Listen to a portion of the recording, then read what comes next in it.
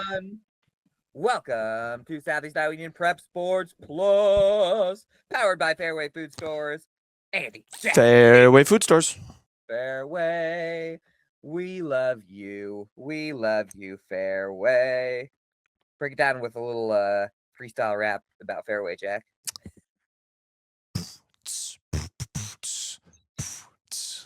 Fairway. It's really good. I couldn't think of a food to rhyme with good. Oh, that rhymes. No, it rhyming good with good.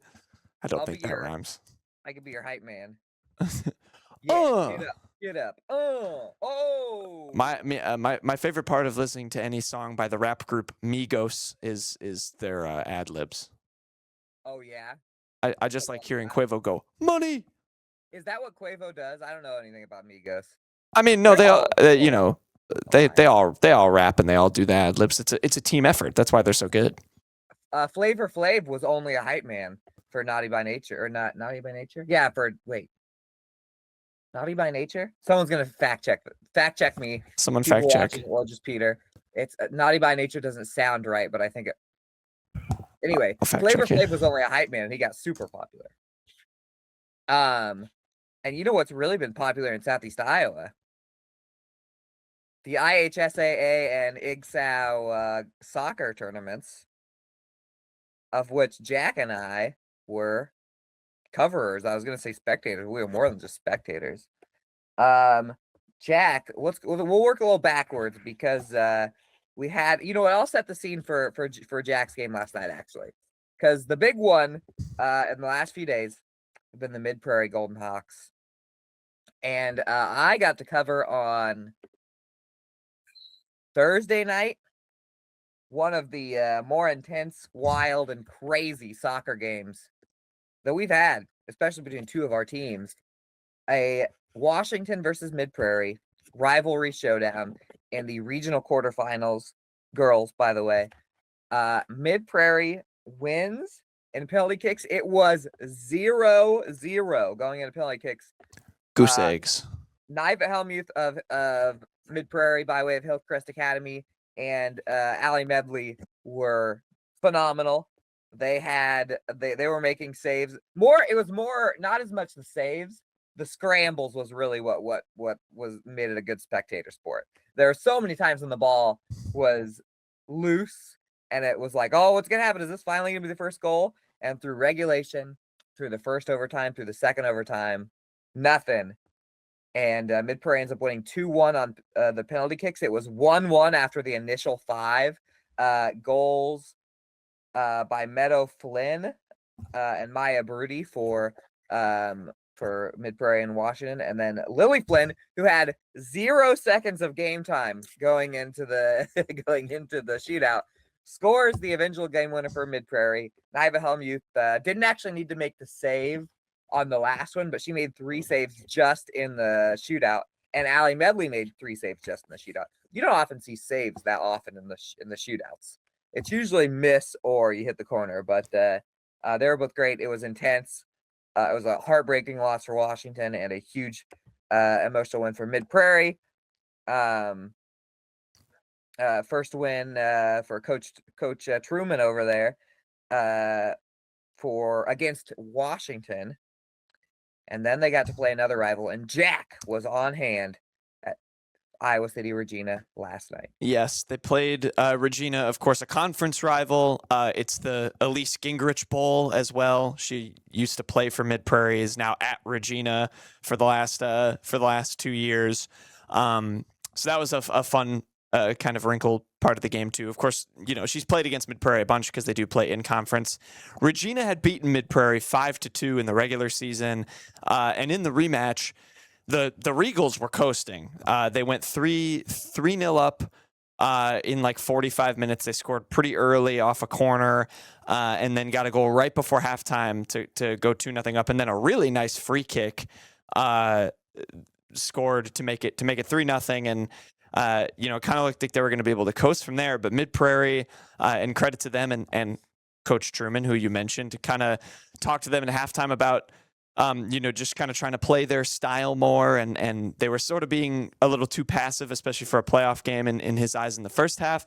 But they turned it on, and obviously they're a good defensive team. They don't, even when they give up goals, they don't lose their shape too much, and they kind of settled down and ended up scrapping 2 goals in like a 10-minute span. Meadow Flynn scored again with about 15 minutes left in the 65th minute, and then they got another one with just over 5 minutes left, I want to say, and it was on. It was 3-2. There was a bunch of Regina students there. The whole boys soccer team was there, which Regina's boys soccer team is, I think, going to state. They're really good.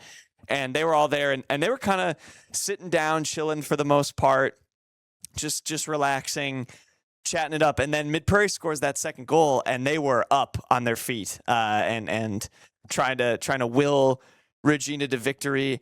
And man, Mid Prairie had the opportunity. Meadow Flynn actually scored both of the goals. I was looking through my camera lens for the second one, so I didn't catch it at first. But per the stats, it was Meadow Flynn. So 2 goals for a great game.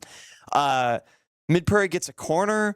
From that corner, they got a free kick with like 2 minutes left, right outside of the box.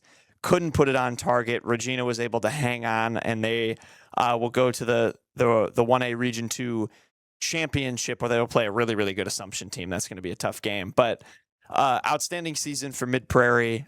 Broke the school record for wins, got 10 this year. Truman was a little bit emotional. It's his 4th season, so this is his first true group of seniors, and had a really strong squad there. Of course, Flynn herself is a senior, and plenty more as well. Niva is a senior in goal. But yeah, very competitive game. Ended up being really, really tightly contested there at the end, and Mid Prairie just weren't able to get going early enough. Kind of gave up that goal and fell on the back foot pretty fast. But they showed their gusto to get back in it. But their season did come to an end, and that was our last remaining girls soccer team in the postseason. So it was a fun one. Was a fun one to watch, especially at the end when Mid Prairie grabbed those 2 goals and made it really interesting late.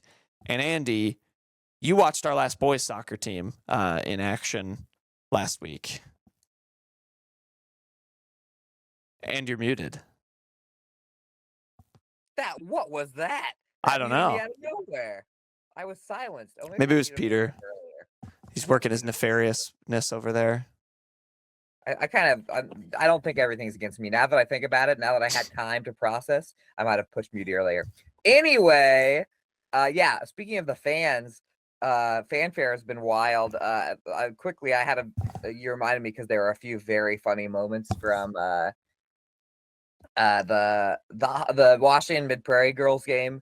Had some great fanfare. One of my favorites was a kid. I don't remember which kid it was, but like a high school student was like getting into it, and one of his friends said, "Dude, you're gonna get kicked out of the game." And the kid just stopped everything he's doing. He's like, "Wait, really?"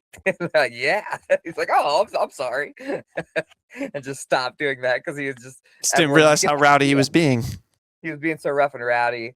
It was very fun to watch. With I learned a middle name, actually. I have to think. Angeline Anderson. I believe her mom, when she maybe messed something up, say, "Angeline Rebecca." I was right there, and I was like, "Oh, I learned a middle name today." So there you go. It was wild. I'm kind of bummed her middle name doesn't also start with an A, and then she'd be AAA.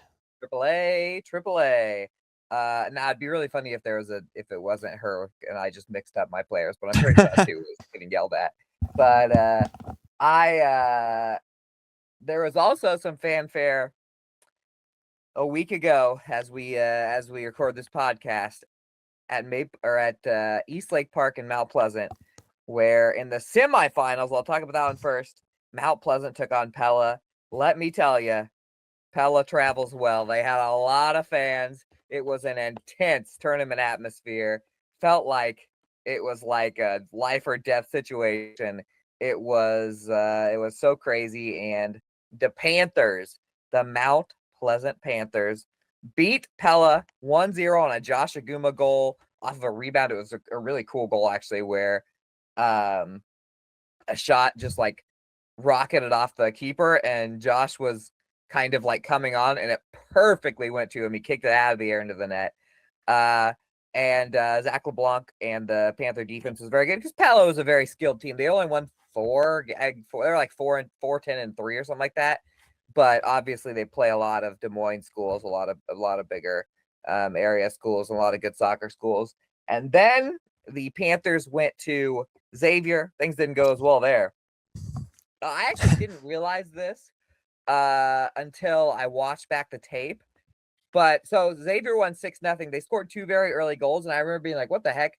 Like those were uncharacteristics of the Panther defense. I actually didn't realize there was an injury for the Panther defense, like a slight one, but one that affected the first goal. And then the second one was like 2 minutes later when they're still scrambling. So they got into a 2-0 hole early. Then there was a big scoring drought both ways, but towards the end of the first half, Pella started to really open up. They had some goals they had 2 or 3 that was like impossible to stop. They had one that was like a full field goal kick that this Ty Weiss kid that had a hat trick, he like looked like he should be playing next week in the World Cup because Call him up. He just bombed it. I mean, it was like, how are you even supposed to defend that? It came out of the air perfectly into the corner of the net. Xavier's really good. And they did win their first round state game. I need to check, see if they played in the semis because it happened so fast. They've already played all the first round games for state. It looks like they've only played one game at state. They beat Indianola 2-1. And that was a true road game because the state tournament is played at Indianola High School. Oh, wow. Yeah. So impressive on their part and tough because Mount Pleasant had a lot of great seniors. They didn't lose at home for over 2 years. That win at Eastlake made it 13 games in a row where they hadn't lost. They did draw with Fairfield last year, so it's not a win streak, but great season by the Panthers and those seniors. And same with Mid Prairie. Those were 2 really fun teams to watch. Get a couple steps, one and 2 steps away from the state tournament. So the Union does not get a lot of soccer teams in the state tournament, but we got a little taste this time around. Darn close. Xavier, by the way, does have now one of my favorite names I've seen. Freshman number 1, Kevin Favorite Jr. Favorite? His middle name is Favorite? Favorite. No, his last name is Favorite. His name it's Favorite Jr., which means there's a Favorite Senior. That's okay. That makes sense. I thought oh yeah, that makes sense. My brain immediately went to that his dad's name was Kevin, which it is. But the word favorite was like that he not only named his son after him, but then put favorite in his middle name. So all the other kids were put on notice. But if it's the last name, that changes that a little bit. Yeah. Favorite Junior. Here's a fun story. My cousins used to complain that I was my grandma Judy's favorite all the time. And then it was just kind of like a fun joke. And then my grandma Judy she rest in peace, but she started to mentally lose it a little bit. And so she kind of lost her filter. And then one day she's just like, Andy, you're so perfect. You're my favorite. Like, oh, thanks, Grandma. But anyway, what a name. If you were a favorite, what would you name your kid? If like my last name was Favorite, that's my is good. Have twins and name one Least and one That's My.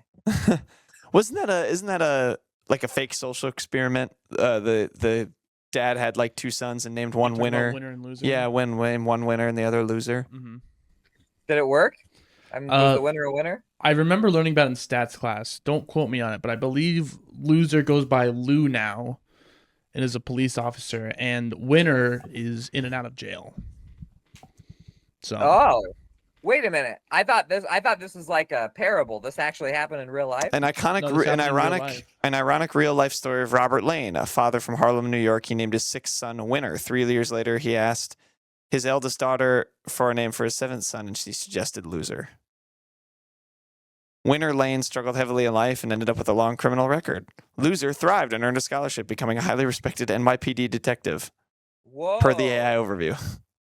Oh, I'm gonna go to the courthouse. If honestly, I Wait, want this what's says best for- this. Now I'm looking at a thing from the Museum of Hoaxes, so maybe this wasn't real.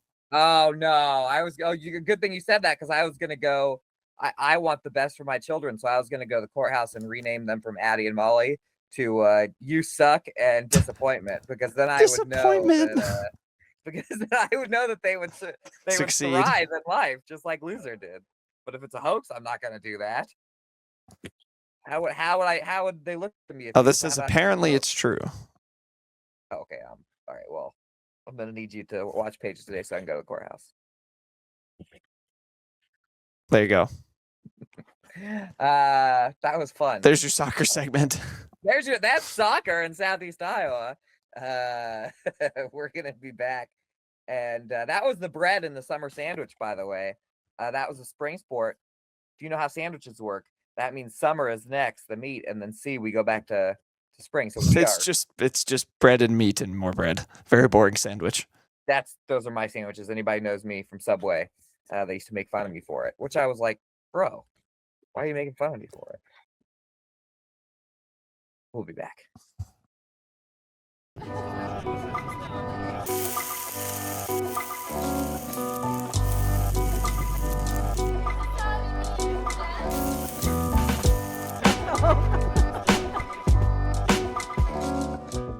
At WCHC, our goal is to take great care of our patients and our staff. We are able to approach you, take care of your issues, but also give you a path, as far as referrals or treating you right then and there. Our role in the community is taking care of something that matters to everyone. It's their family and their health.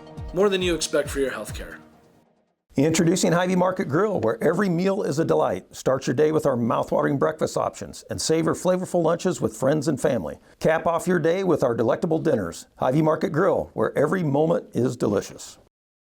In the heart of rural Iowa, where community matters most, the connections we make are made to last. Meet KCTC, your hometown internet, phone, and TV provider. At KCTC, we're not just about technology, we're about people. Our dedicated team are your neighbors, committed to bringing you top-tier services right where you live. We believe in giving back to the community that raised us. Experience the power of a real connection with KCTC. Join us in building a stronger, more connected Southeast Iowa. Hello, friends. Hello, friends. It's great to see you again. I'm Andy. This is Jack. Fairway Food Stores. By Fairway Food Stores. Fairway Food Stores is the only fair way to do anything in this world, really. I mean, let's be honest. Everything else in this world that doesn't sponsor Southeast Iowa Union Prep Sports Plus is going down. The stocks of the people that do, especially Fairway, our title sponsor, way Soaring. way. And speaking of soaring, you know what soaring, Jack? Summer sports in Fairfield, Iowa. As I was at the Fairfield Mount Pleasant quadruple header, kind of, because double header for softball, double header for baseball. Going into this year, Jack, let me talk about baseball first. Going into this year, we kind of said, holy cats, this could be a huge year for Fairfield. Look how much talent they have on their team this year. Look how much they got back. Look how good they were last year. First SEC game in the quest to win a third straight Southeast Conference championship, a 19-2 win over rival Mount Pleasant. One that was all Fairfield from the beginning. They scored 14 in the first two innings. They busted it open in the first couple of innings of this ball game. There was a long home run by sophomore Jackson Coleman, one of the very few underclassmen in the lineup in the first place. He had 4 RBIs. Even Bisgard went 3 for 3 with 4 RBIs, 2 each for Dason Workman, Dane Burkhart, and Jacob Crew. Burkhart was the winning pitcher in that one. And then in game 2, Mount Pleasant kept it closer, but Fairfield eventually started rallying the bats again. and ran away 11-1. I should say Mount Pleasant kept it closer early on in the game. 11-1, a 5-run bottom of the 5th for the Trojans helped them pull out the second win, a sweep over rival Mount Pleasant. I'll tell you what, I've been covering Mount Pleasant and Fairfield baseball games for a long, long time. I don't think anyone has had a performance like that in this rivalry. It is usually tight. It is usually a battle, and Fairfield just absolutely slugged. Archer Kruder and Jacob Crew both had 2 RBIs in that one, and Foster Richardson was the pitcher. And then the next day, by the way, one day later, Fairfield's like, I'm going to stroll over to Albia, get a little revenge for that one time when sports editor Andy dropped a fly ball when he was 14 in All-Stars. And we're going to go to that same field and put up 17 runs, I believe. It's still loading up here for me. But the Trojans, 17-4 over Albia.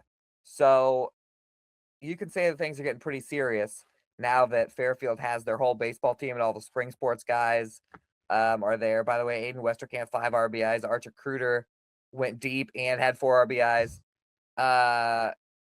Fairfield's going to be super good baseball-wise.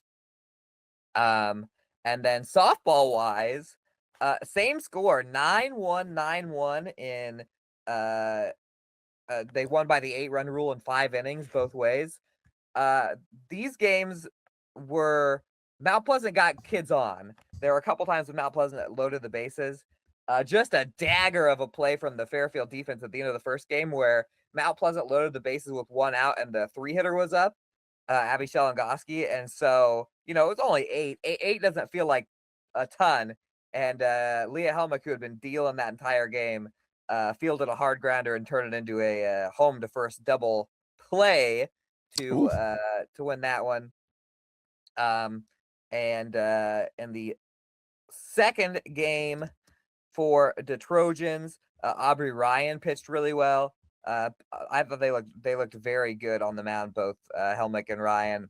And game 2, only a couple RBIs. I knew that one of them had a lot of the RBIs here. But in game 1, Fairfield was more statistically gifted. Game 2 is a little bit of kicking the ball around on the MP defenses side. But in game 2 for the Fairfield Trojans, sorry for the nose itch, 4 RBIs for Haley Eklund, 2 for Vanessa Kessel. Kessel also had a double, as did Eklund and Ireland Cranston. And big win for Fairfield softball. The SEC, and Jack, if you'd like to talk about the Demons, the SEC softball, it could be a fun little ride this year. Yeah, it'll be interesting. I mean, Washington, obviously, they continue to play some really good teams, but did fall to Burlington, so not untouchable in the SEC, the Demons, this year. And I think Fairfield looks like it has some juice, and that could be definitely an exciting one when those two match up. Washington's obviously still played some really good teams. Lost to Burlington, I believe, in a doubleheader. I have to get the scores of those. 7-6 walk-off in the first Oh, yes. Walk-off. I think you mentioned it, Andy. Burlington loaded the bases or forced extra innings, scored 2 runs in the 7th to force extra innings, and then walked it off in extras, and then won 10-4 in game number 2. Obviously, kind of tough to shake a loss like that off so quickly and roll into game 2. So, an interesting result for sure. And like Washington, we'll see how they kind of continue to progress from that. Did also play Ottumwa, lost 2-1, 2-1, which that is a promising result. Ottumwa's a 5A school. They were ranked in the preseason. That definitely is not a bad sign at all. I think they're, you can argue, some people like to argue there's no such thing as a good loss, but early in a long softball season, I think you're happy with that. And then they beat EBF 8-0. I think that this year, when it comes to Washington and Burlington and Fairfield, I wouldn't say Washington, Burlington, Fairfield coming into this would I thought they were like all as good as each other. I would have said Fairfield's a little bit lower than the two, but I think Fairfield could beat in either of those. I think when those 3 teams play, we're going to have some battles. Of course, it's just unfortunate for Washington. They played one of those teams and lost the 2. You only have one more game against Burlington, but I don't think I don't think that anyone's going undefeated in the conference this year. And then MP starting 0-2. I know that Keokuk and Fort Madison played 2 very close games in softball. So we'll see as the week goes on. Fairfield plays Fort Madison on Thursday, so we'll kind of get to see about where they are compared to everybody else. Yeah, it's a good comparison. And then I went to some small school baseball and softball too. Saw New London beat Pekin in softball, and then the Panthers got the revenge on the baseball diamond right next door. But some good battles. Quinn Smith hit a home run for New London. She had the team's only home run last year and already has one this season. They look much improved heading into this year. 10-7 they won that game. And Kalia, I was going to shout out the pitcher, and I scrolled past him for a second.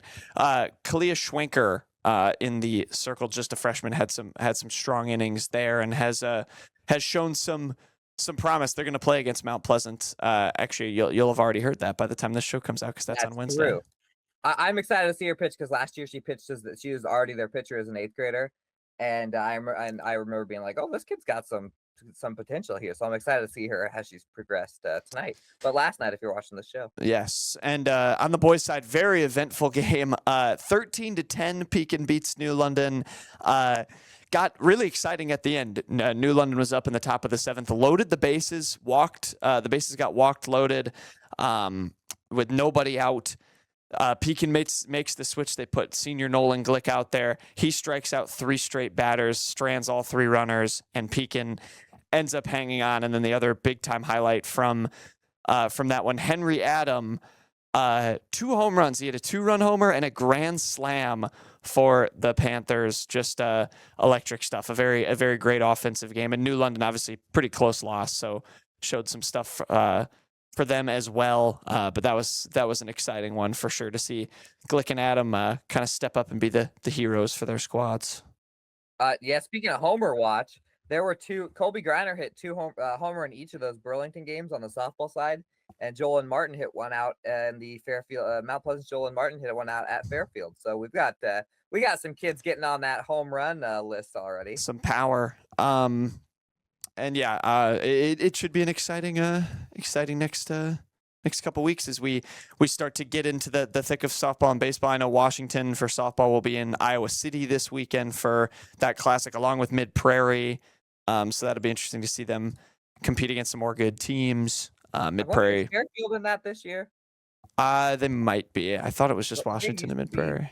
They used to be. The tournament's kind of, it's like 2 or 3 teams kind of swap out every year. So I didn't know if they were playing in that one. It's so far ahead that I, The Trojans are also in it. They are. I missed them as well. By the way, we have Mount Pleasant, Washington playing boys and girls on Thursday. And who will be in the booth for that one, Jack? I'll be calling that one. I'm excited for that. See how the Demons can fare. That'll be my first time to the Maple Leaf Sports Complex. Oh, I just realized you're probably going to be calling it from the tower where Slayton of KLJ calls when they have the scoreboard, which means tune in, because everyone knows that when righties pull the ball at Maple Leaf Athletic Complex, it can get into the broadcast booth. It has happened before. Will it happen to Jack? We'll see. We'll see. Should we run through some more small school scores? I can sure do that right now for softball over the last week. From last Wednesday, Fairfield did get a win over Van Buren, 3-0. Mount Pleasant also got a win. They beat a ranked Central E team. Definitely a positive result for them, 10-9. I mentioned that Washington win over EBF. Hillcrest or Keota, played a thriller against HLV Tri-County, 15-14. The Eagles lost that one. Highland, a little bit of a surprise. They did beat Danville on May 28th, and then but then lost to West Burlington Notre Dame, 13-9 for the Huskies. So it's softball. You're going to take a couple of a couple licks. Like, I don't think teams are going to go undefeated as often, but it was a little bit of a surprise result maybe for the Huskies. Jack, they were up 36-0 on the season. They were before that defeat. Mid Prairie 1-8-0. Wapello beat Hillcrest Academy 6-4. Lone Tree 3-2 over Pekin. EBF did beat Fairfield twice in a doubleheader, and Meepo beat Van Buren. That was all on the 28th of May. And you know what? The last one I'll shout out. We're going to go back to, I think, last Wednesday. Last Thursday, also on May 28th. Andy, I'm going to throw another date at you. June 25th, 2016. Oh. Do you remember where you were? 2016? 2016. I think I was very likely somewhere around Waco High School because at that point I only covered 4 teams. Waco was one of them. I was a rising sophomore in high school. And that is the last time the Waco Warriors won a softball game until May 28th. They beat Keota in that June 25th, 2016 game, and then beat Columbus 17-7 on the run rule. Got their first win. Very exciting for Waco. Definitely, it's a program that they didn't have their own program from 2017 until 2023. Had it back for the last, or 2024, sorry, had it back for the last 2 seasons and did not win a game in those 2 seasons. So definitely a hard, long-awaited victory for them, and they got it over Columbus last week. I am so excited. I'm actually looking back right now to see if I probably covered that one. I am so excited for Waco softball this year because last year it was really tough for them to stay in games. They played Highland, of course, in the first game. And Corey over at the News, I was talking to him about it, and he's like, because he covers the Kelowna News covers Highland, and he said, no, Waco looked like they had some talent over there. It looked like they might beat some teams, and boom, bang, bang. They are not only staying in games this year, but now have a win. By the way, that was 7-6 over Keota for the Waco Warriors in 2016. Shout out to 2018 grad Jennifer Shoemaker, who had 3 RBIs in that. There you go. 80 Miles got the win as a pitcher. On the baseball diamond, Jack, I'm just going to run through. We're going team by team here, fast style, because we had to really cram a lot because of the spring sports. But Mount Pleasant was 0-4. They went 2-0 in the Winfield Union tournament. They beat Albia 9-8 and Pella Christian 10-0. So they did have a positive weekend leading up to that Fairfield doubleheader. The Trojans were actually only 3-3 going into Monday. They had a couple tough ones where the whole team wasn't there because of spring sports, and I know every team has that, but they beat Central Lee 13-1, and then they beat Moravia 11-7, but lost at Davis County 9-5 in the Davis County tournament. 2 triple game for Archer Cruder. By the way, Archer Cruder probably has more triples and homers now in like four games than most people do in the season. Washington fell in a wild one against Eliza Muskegon 12-11. Got walked off. Mitchell Zaglaski had 5 RBIs in that one, and then they ended up losing to Solon 13-0. And then Washington. We talked about Washington baseball against Burlington. Burlington took down, I don't have the scores on that. They took down Washington baseball on Monday as well. Cardinal, who might be the team of the year in baseball or softball, 4-2, but they did lose 2 SCC games to Davis County and to Knoxville. Both of those are splits. Keota was 3-1 after losing to North Mahaska to start it up. Scored 14 on HLVTC, 9 on Montezuma. New London was 0-4, now 0-5. They fell to Keokuk 6-1. They fell to West Burlington 8-2. They fell to Louisa Muscatine 11-5. So they're losing everything by 6 or less runs, including that Pekin game. But they haven't got a win yet. And then Van Buren County beat Keokuk to start the season. And then they lost to Central Lee 13-5. And then we are not going to talk about the next 3 because they were Things got out of hand in the next 3 for VBC, so we'll see if they can jump back on top. WMU Columbus at their own tournament, the same one Mount Pleasant was at. They fell twice. They fell 14-8 to Pella Christian and 8-1 against Albia.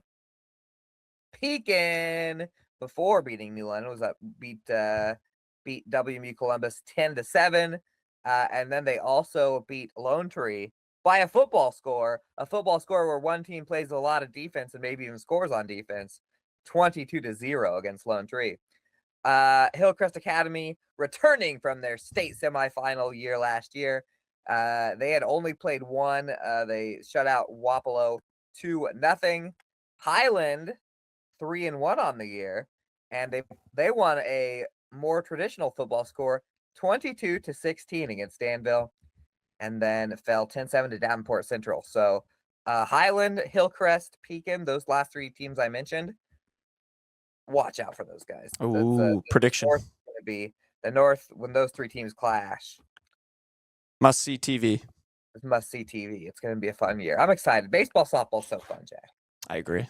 It is so. And Jack got a stool, right? I got a stool. Can now stand and take pictures, and so if you see me on the stool, say hello. Yeah, same with me. I lost my stool. Shout out to Curtis Bjork and the Mount Pleasant softball team for helping me retrieve my stool because I forgot it at the first softball game I was at over at Maple Leaf. So we're ready. We're ready to go. And Jack and I are going to be getting so much baseball, softball. It will make your head spin. And speaking of stuff that will make your head spin, the C block. Our C block is everybody else's A block because of how much hardcore news is in the show. We've got state golf updates coming at you next. Attention Hy-Vee shoppers, introducing Hy-Vee Perks, your ticket to exclusive savings and rewards. Access exclusive perks, prices, earn gas discounts, and unlock special deals. All this for free. Join Hy-Vee Perks today and start saving. At Seafirst Credit Union, we're all about making connections, like how we connect you to that dream vacation with a savings account designed to help get you on the flight there. Connect with Seafirst today and see why together is better.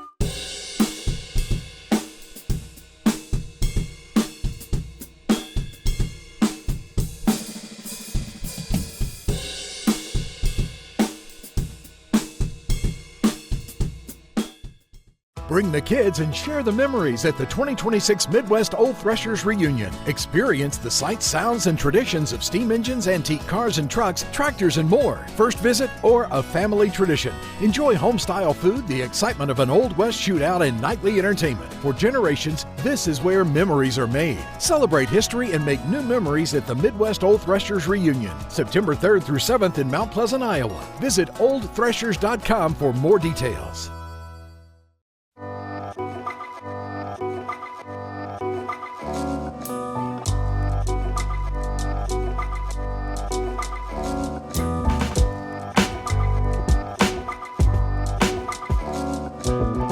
Hello, friends.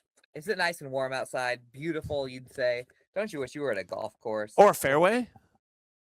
Or, no, you don't wish you were at a golf course. Silly. Golf courses don't have air conditioning. Fairway does. And the best grocery products money can buy. Fairway is the... what's a cool A name? Like a city. They're the Atlantis of air conditioning. Fairway is the Augusta of apples. Whoa, that was a good one. The Pebble Beach of pears. Oh my gosh, they're the Shinnecock of shredded cheddar. Shredded cheddar. There are no foods that start with SH. My goodness. Yeah, I don't know. The Oakmont of oranges. Ooh, that's a good one. There you go. Thank you, Fairway. There you Glorious go. sponsor. Thank you, Fairway. We love you guys. I feel a lot of love lately. I love all of our watchers. I love all of our readers. Sometimes I just want to stop everything and announce people. I love you guys. Jack, how'd the state golf go? State golf, yes, was wrapped up last week. I believe we already talked about the Winfield and Hillcrest results on the boys' side on this show, but Winfield Mount Union 12th at the state tournament, and Hillcrest Academy's Rowan Miller was there as well, made an appearance. I think I believe got 23rd, which I'm pulling it up to be sure. 23rd overall for Mr. Miller. That was on the boys' side. That was in the early part of last week. But then we had some wild action on the girls' side on day 2 of the respective 1A and 2A state meets. Highland and Mid Prairie were right up there with the best of them in their respective classes. In 1A, the Huskies went into day 2. Now, I've gotten some insight as to how the scoring submission worked that really makes this pretty interesting because apparently there was some late entered scores or incorrectly entered scores by some teams. So Highland went from about 10 strokes out of first to suddenly being tied with Easton Valley in first with a couple of holes to go. So that made it very chaotic and just a heck of an effort by Highland to get back in it. They had the best score of any team on the course on day 2 at 347. A supposed school record. I talked to Coach Travis Riggin, and he said he wasn't sure if it was an 18-hole round school record, but an excellent score. But it was them and Easton Valley, who, of course, Highland beat in the regional tournament at Wapello to go to state, and top 2 teams go, so Easton Valley win as well. But Highland did win and outshot them, and really close. They got it tied at one point. I don't think they were ever in the lead. Again, the scores were entered weird, so who really knows? But they ended up finishing 2 strokes shy, 703 over the 2 days. Easton Valley shot a 701. I mentioned that 347 from Highland on day 2. Easton Valley shot a 344 on day 1 that ended up being just enough of a cushion. They win their 3rd straight state title, but Highland ends their 3rd consecutive top 5 finish at state. They have just had a really great run as a program in 1A. Coach Riggin, super proud of his players and obviously a couple of seniors on that team. There were actually 4 in total. 2 of them will be taking their talents to college, actually. Andy, it is Emerson Schultz. She is headed over to Central College, and then Addison Protzman is going over to Luther. So very exciting. Travis was kind of emphasizing like it's not every day you get Highland girls golfers to go golf at the next level. They were part of all 3 state qualifying teams, and they have now gone 3rd, 4th, and 2nd in back-to-back seasons. And so he kind of promised, that championship is coming. He wants to get it. Autumn Guzman and Jocelyn Protzman will be big parts of the future. They are just sophomores. They were part of now 2 state qualifying teams. So just really strong, a really strong performance overall. As for the individuals, obviously, Addison Protzman had the best score of the day. She took 3rd overall, 159. Jocelyn Protzman was tied for 20th with Emerson Schultz. They both shot I lost it for a second. 176. It's tied for 20th. Autumn Guzman, 50th overall, 192. Cassidy Duster and Kenzie Davis were 64th and 66th in the individual standings. And then Mid Prairie over in 2A, they were really close as well. They ended up getting 3rd at state, but they were only 1 stroke behind Grundy Center in 2nd place. So a really strong season for Mid Prairie. Olivia Schwartzentruber finished 10th overall, 163 score over the 2 days. Morgan Bender was 23rd with a 172. Macy Ehrig was 41st, and Peyton Chitik was 54th for the Golden Hawks. Great season for them too. They won the River Valley Conference title and went to state 2 seasons ago and got 5th and are now 3rd. Schwartzentruber and Bender are 2 juniors for that team, and they'll be back and should have them in contention for the future. So, and Schwartzentruber I don't know if I mentioned it, River Valley Conference South Player of the Year. So 2 really strong seasons for Mid Prairie and Highland in girls golf. You know what? If you're a girls golf coach and you want some motivation to get girls to come out, go ahead and show people where Mid Prairie and Highland were like 5-6 years ago and girls golf and where they have come, because they have been huge risers. I mean, it takes just a little spark and you can get into a legitimate state championship contention like those guys did. Highland So that's finished. what I remember going to a tournament at Washington that Highland and Washington were both at, and Highland finished ahead. They I think Lisbon won it, but Highland finished second, and that's when you're like, wow, they're competing against teams in higher classes. They were 2 strokes off of winning the state championship for 1A. So very impressive, and Mid Prairie right there as well. They've been really fun. They've been really fun, and those two seniors had changed the program a lot. So they really cool that they could get another top 4. And then Winfield Mount Union boys golf. Did we talk about that last week? I think we did. Oh, we did. If you want to hear about some Winfield Mount Union boys golf, guess what? That happened before girls golf. That happened before our last episode. So go ahead, click our episodes. If you can't find it, just go ahead and click around. Just give us those clicks because we love those. Watch them clicks. all. And then buy some snacks from your local Fairway and watch them all. Watch them all. I'll buy some of those Nerds gummy clusters. Just sit down and watch yourself some Prep Sports Plus. You deserve it. You've had hey. Look at me. You've had a long, hard day. Camera 3, push in on me. You need push on me. You've had a long, hard day. You deserve to sit on the couch, eat a snack, and watch hours and hours of Prep Sports Plus. Go ahead and give yourself that day. Thank you. Thank you. And thank you. No, we're not the real heroes. You know who the real heroes are? It's you guys. The viewers, the great viewers. You're the real heroes. That's all I got. You got anything else, Jack? I don't. Excited for more softball. Excited to be back in the booth. Peace out. See ya next week.